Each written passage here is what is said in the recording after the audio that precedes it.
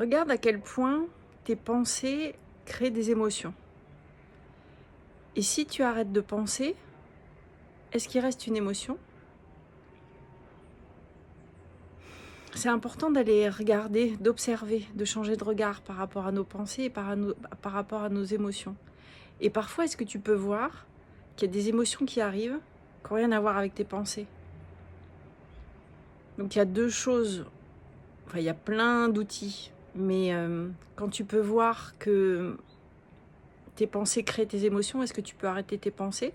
Et peut-être que l'émotion va s'arrêter instantanément. Et ensuite, parce qu'une émotion, hein, c'est pur, c'est 90 secondes, donc ça peut s'arrêter très vite. Et si tu as des émotions qui te traversent, est-ce que tu peux te mettre à l'écoute de ce qui se passe en toi? C'est où dans le corps? Ça serre, c'est froid, c'est chaud. Et tu te mets à l'écoute de ça dans ton corps, puisqu'une émotion, c'est dans le corps, toujours.